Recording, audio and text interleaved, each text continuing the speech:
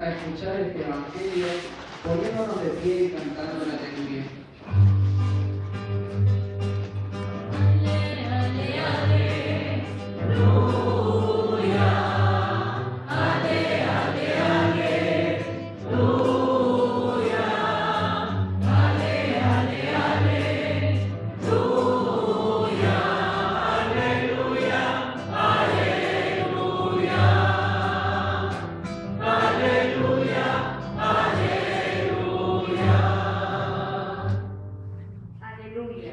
Tus palabras, Señor, son espíritu y vida.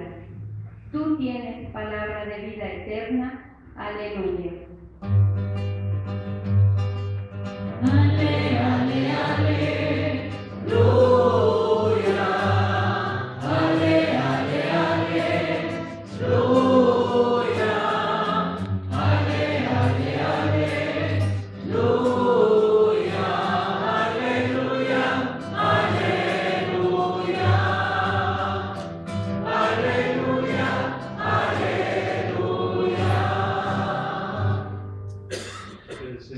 Esté con ustedes. Evangelio de nuestro Señor Jesucristo según San Juan.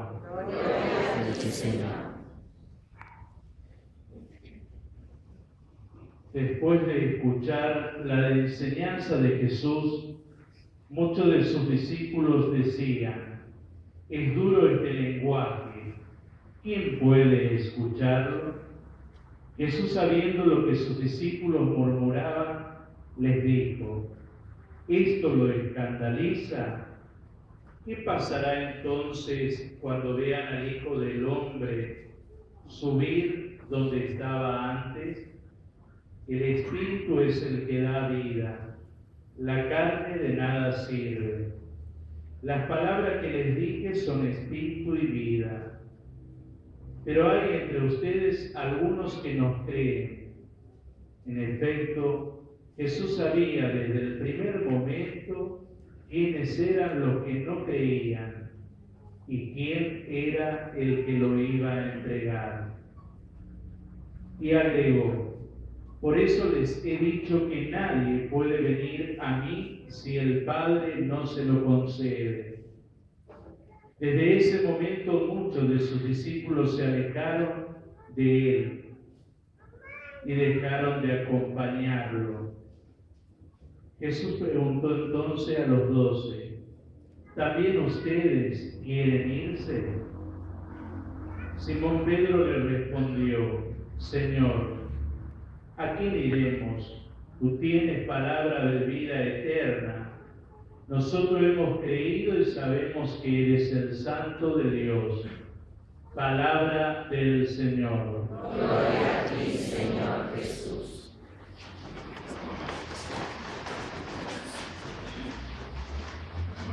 Con el texto que terminamos de proclamar, culminamos este domingo, que a lo largo de 5 domingos, incluido este, veníamos escuchando el capítulo 6 del Evangelio de San Juan, el cual se abría justamente con la multiplicación de los panes y de qué manera el Señor, el buen pastor, alimentó a su pueblo.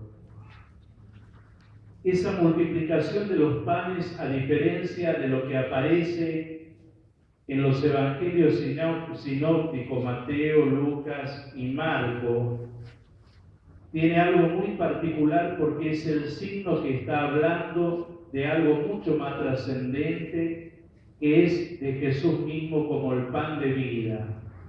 Es decir, está hablando de la misma Eucaristía. Por eso ya en ese discurso aparecen palabras referidas a lo que aparece en la celebración eucarística, sobre todo con el pan. Cuando dice: tomó el pan, dio gracias, lo partió y se lo dio. Hay clara alusión a la celebración eucarística, pero así también la segunda alusión de que se refiere a algo mucho más trascendente y sagrado es cuando manda que se junten todos pedazos de pan que ha quedado. El segundo domingo estaba centrado en que la multitud también cruza al otro lado del lago a donde se encontraba Jesús.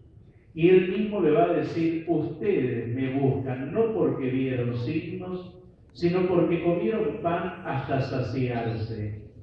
Es decir, ustedes están buscando otro signo más, pero no fueron capaces de descubrir el signo que fue realizado en medio de ustedes.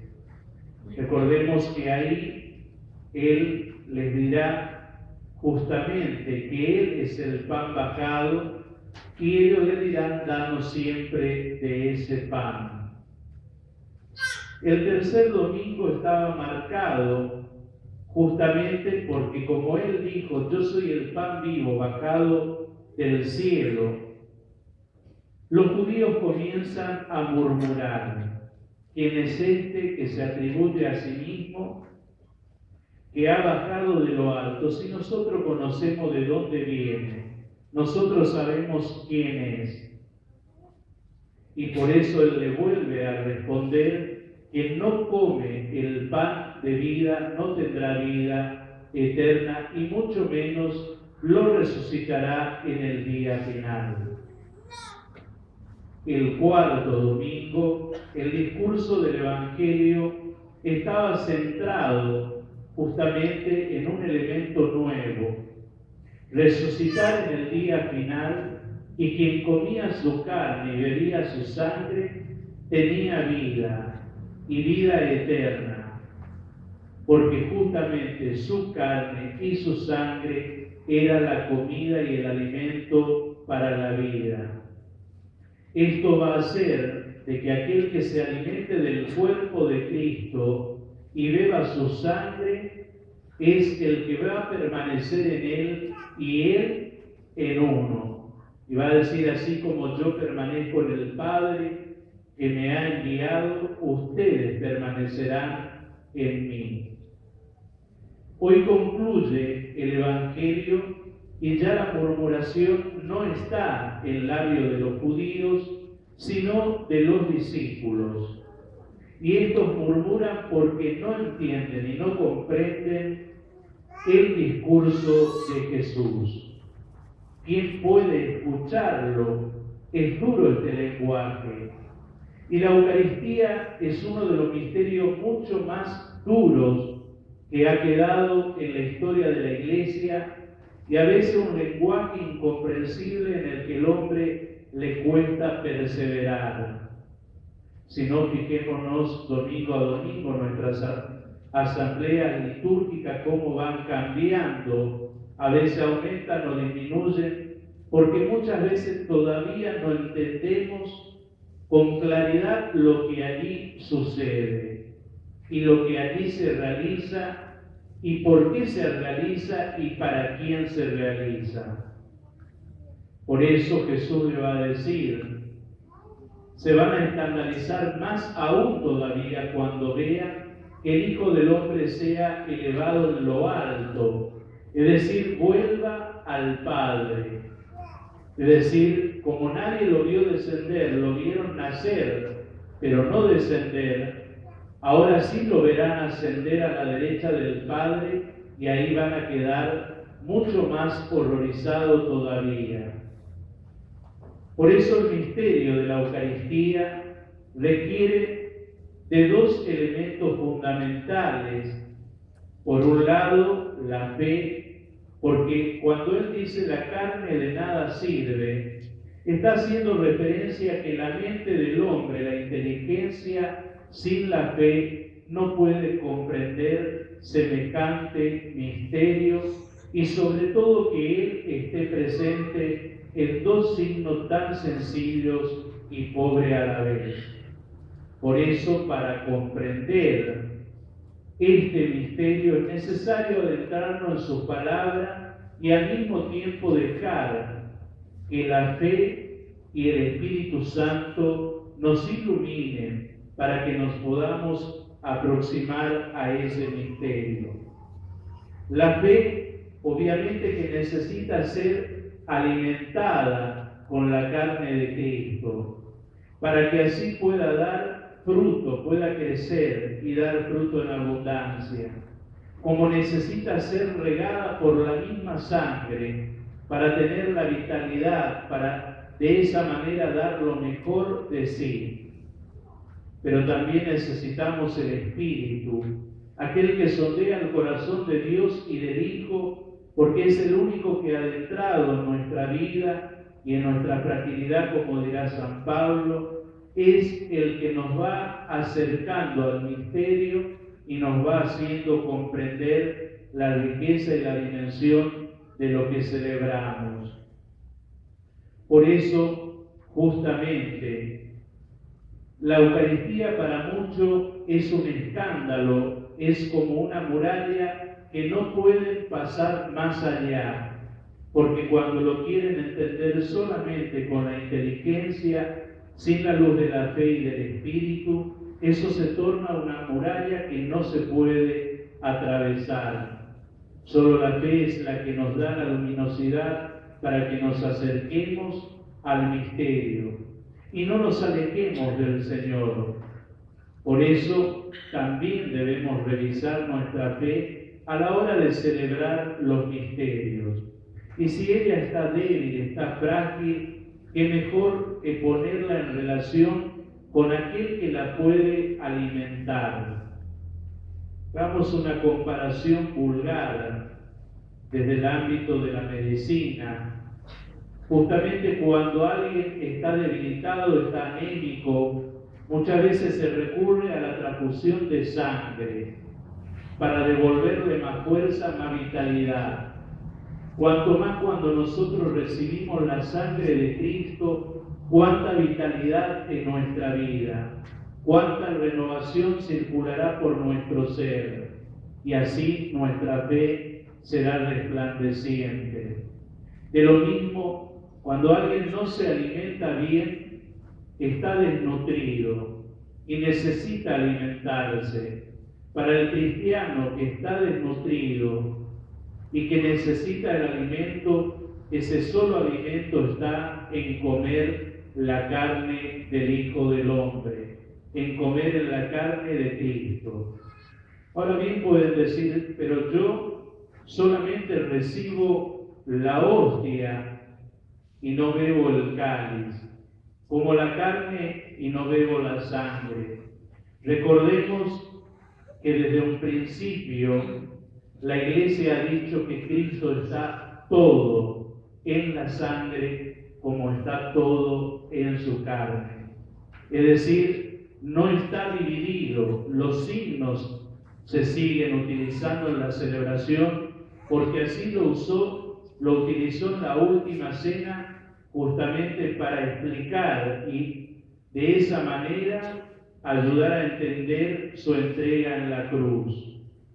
Pero acercándome a comulgar, recibo a todo Cristo entero, cuerpo y sangre. Como beber el cáliz también estoy comiendo su carne y bebiendo su sangre.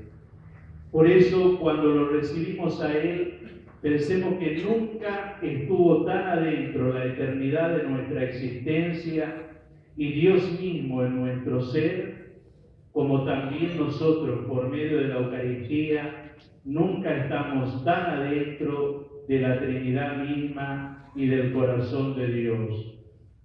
Por último, es bueno recordar algo que a veces sucede como anecdótico, que es escuchar entre los cristianos, y a veces de misa dominical, vamos a beber la sangre de Cristo, haciendo referencia al vino.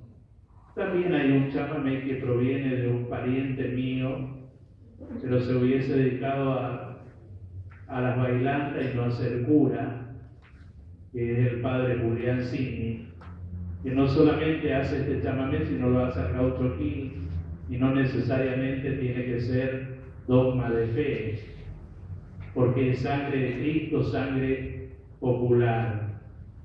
No podemos caer en la vulgaridad de comparar el vino aquel con el vino que se nos da en la mesa eucarística. Si bien este conserva el sabor, sustancialmente no es el mismo. Es la sangre de Cristo.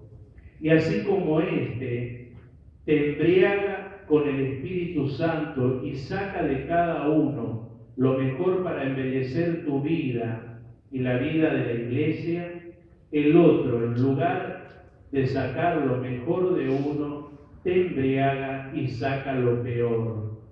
Este te devuelve todo lo que a veces perdés y el otro te hace perder todo lo que tenés. Por eso, ni jugando tenemos que comparar uno con el otro, porque hay una gran diferencia. El otro es simplemente vino, y quien se entrega a él pierde la sensatez, la ubicación y el sentido de dónde está.